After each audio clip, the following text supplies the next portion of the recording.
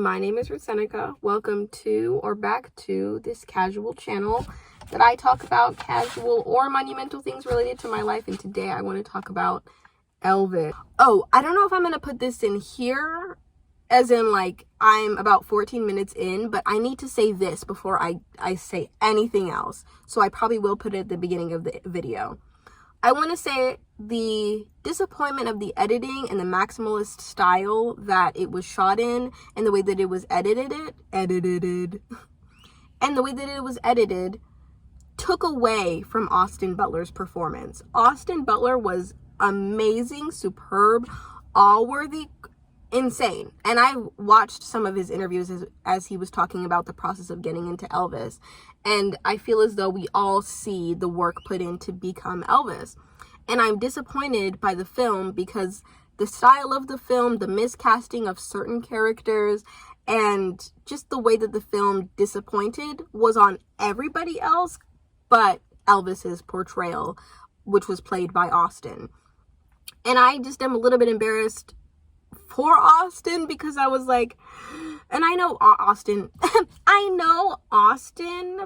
probably doesn't even care. Just kidding, I don't know anything. I know Austin's probably proud of the film, but for like a viewer who's disappointed in the film but was rooting for him, it makes me sad because I know that if we'd stripped back all of the things that were just very overwhelming and in your face and disappointing, then we could have seen his full-on performances in these scenes. But instead, we only saw his soul and his dedication to the character, like the last 45 minutes in, I'll say. So although this isn't, like a professional movie review channel or anything, I do, though, want this to have a little bit of a structure. So I'm going to list the reasons why I was disappointed by Elvis, but why I liked Austin Butler's performance and why I have secondhand embarrassment for him. Okay, so the first reason, I have my little lucky little notes here. The first reason is because I just don't like the maximalist style of the movie. I think that it was just a little bit too overwhelming. It was too much. I'm going to list the points and then I'm going to go in depth about them. So first you're going to hear the list as to why I was impressed or disappointed. So I'm going to go through the things I didn't like and then the things that I did like about the movie. So yeah, it just was the maximalist too much for me. I didn't like Tom Hanks' character because I don't feel like Tom Hanks was the person for this role. I'm just going to get into that later. And another reason, this is kind of silly, this is not anything I found in any other reviews or anything, but just as a girl, as somebody who's been a 14-year-old as somebody who's been a 14-year-old teenager, why have we not ever gotten a single, at least I haven't seen a single movie or maybe a documentary's hit on this that I haven't seen, but why haven't any movies like biopics address that Priscilla was 14 years old when she got married to Elvis? Like, every single time I see a biopic related to Elvis, which I've only seen like a couple, I'm going to get into that later. I can't disclose it now. But yeah, and then another thing is I didn't like how the Christmas special was so drawn out because it just was too long. Obviously I'll get into it later. I keep having to tell myself I'll get into it because I immediately want to start talking about it. One thing that I did like about the movie, though, is their accurate representation of Elvis's history, in his ability to like take on black traits, or like the fact that he had a black sounding voice at that time, and about how they're speaking about it somewhat accurately, because that does need to be addressed in the movie about Elvis. America for a very long time has had an obsession with white musicians who can like tap into some sort of like black sounding trait or like have a black sound, and it's more successful for them and it brings attention to black music, but the appropriation of it or even appreciation of it is very interesting and should be brought up because it's a large part of Elvis's story. So before even we get into all of the reasons why I didn't did or didn't like it. I do want to talk a little bit about my qualifications as to why I'm speaking about Elvis. I was really excited to see this movie. Oh my gosh, you can ask my husband, as if anybody knows, as if anybody would even ask my husband. But I was excited to see it because, like, first of all, Elvis is just iconic beyond belief. Nobody has ever been like him. Nobody has ever mastered his aesthetic, his sound, and his look, because he's just so sexy. It blows my mind. Like, nobody has come after Elvis and people could be like, oh, that man reminds me of Elvis. And then to, like, portray in a non-charactery, imitated, like, overdone way. The way that Austin Butler had. I was excited because I'd taken a history of rock and roll course, so I learned a little bit about Elvis and, like, come to really like him and his story and his rise to fame. That whenever we were in our, it wasn't like an Elvis unit, but we were studying Elvis and how he, like I just said, came to be. I kind of had a little miniature obsession with him, not a phase or anything, but I definitely should get into my Elvis phase and learn everything about him, because the man is just so amazing, so entertaining and enamoring to, like, look at and listen to. Just amazing. And then also finding out about his creative background was really inspiring. So I learned a little bit about Elvis before, but even before that, just a cultural icon that everybody will know about. Like, his fame has transcended for years upon years. So I was excited to see that, because I just know the impact that Elvis has had on people, but then I also have got to know a little bit more about Elvis as a person. As a person, as if we've talked or anything. I just think it's untouched, his legacy. But yeah, I did like the accuracy. Another thing that I liked, I also liked the soundtrack. The soundtrack, even though I think some moments of, like, using Doja Cat's Vegas in some scenes were inappropriate. Not inappropriate, but they just were not appropriately placed. That technically is inappropriate. That definition. I didn't feel like it really fit well, but I did, however, really like the music. I was like, I'm going to listen to this when I get home. I'm going to do that. Because Elvis's sound is just, it created an aesthetic for the movie that was just so beautiful. And I love, like, modern pop music tied into this. Sorry, I'm already getting to the review. I'm not saying, like, yeah, I was excited because Elvis is amazing. Cultural icon, can't be replaced. The most important part that I liked about the film was the last, like, 40 to 30 minutes, which is saying a lot because it was like a 2-hour film. And the first, like, hour was just, but the last part, I read this one review that said, you really get to see the soul of the movie, or Elvis's soul, within the last 30 to 40 minutes. And I fully agree with that. Because, also, sorry my light is on just because my door is open. It's hot. It's really hot. I need to keep this door open.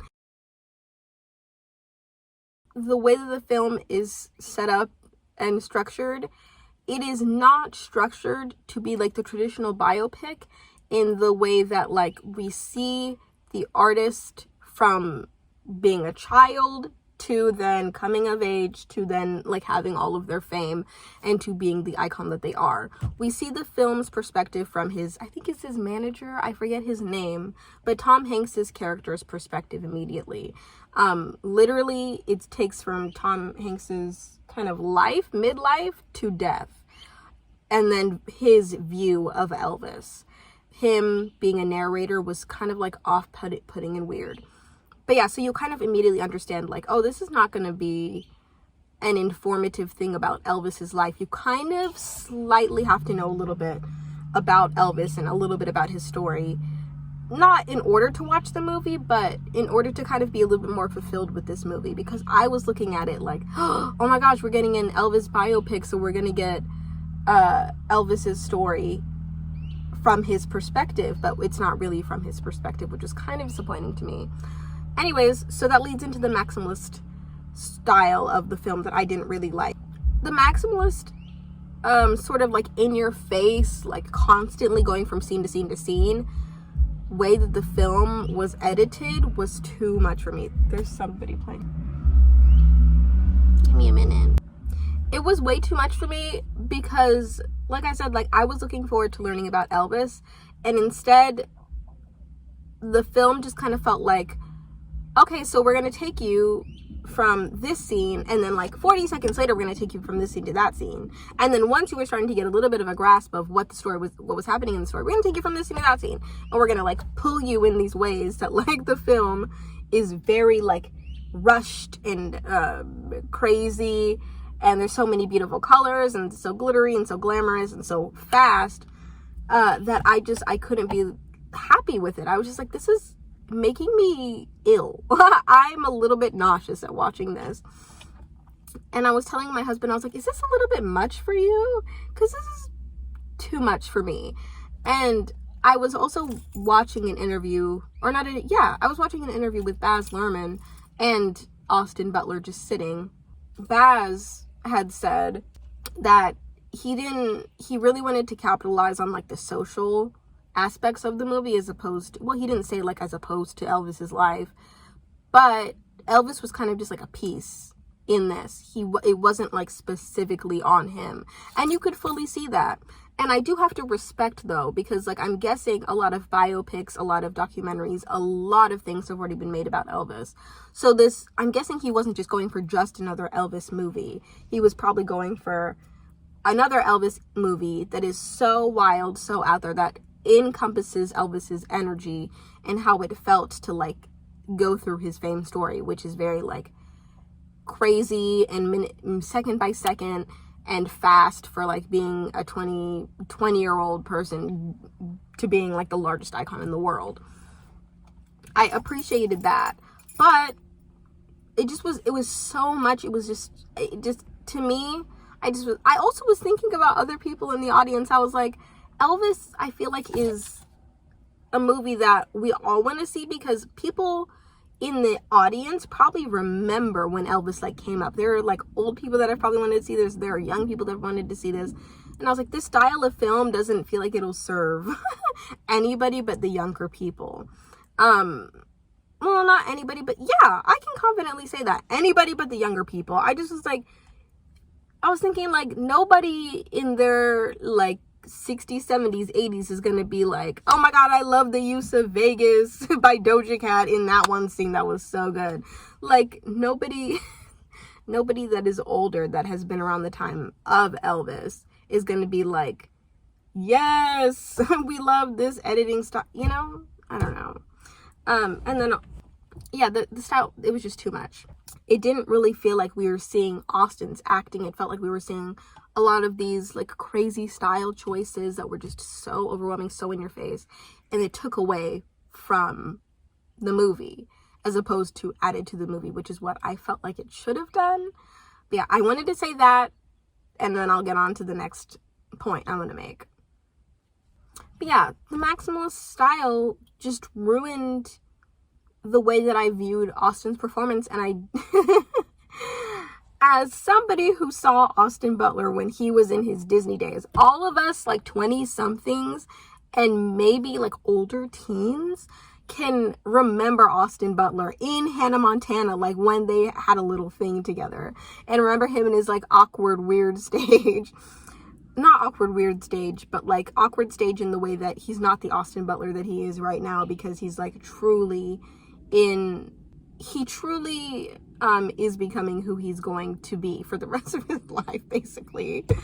I don't know if that's dramatic to say, but as somebody who remembers Austin Butler from his smaller roles and is a Disney kid and wanted to see Austin Butler, I was disappointed because I didn't like the movie, but I like Austin Butler a lot. I was gonna say love, but I don't know him. I don't know him. I'm uncomfortable. Tom Hanks's character felt, and some other article brought this up, so I'm not the originator of this thought, okay? He felt miscast because I don't feel like you want to see Tom Hanks as a villain unless he's within his own like body. It just felt like, okay, we're seeing this man transform into another character, but he didn't sell me like throughout the movie. It felt weird to like hear him in this weird accent, and I wanted it to stop. It was uncomfortable. I know another YouTube channel said something like more specific. I'll like include it if I can remember where it is. But I didn't like his performance, and I felt uncomfortable by it. Like, Tom Hanks to me is Mr. Rogers. Like, that's the role that he's supposed to play. That I feel like was peak Tom, as if I know him at all.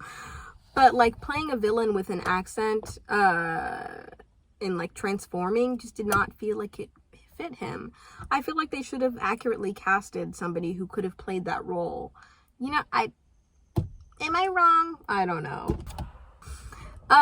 Another reason why I didn't like it, it wasn't a Christmas special, but it had Christmas elements. This special that is very iconic to Elvis in his career. I forget what it's called. I'll try to get more information later.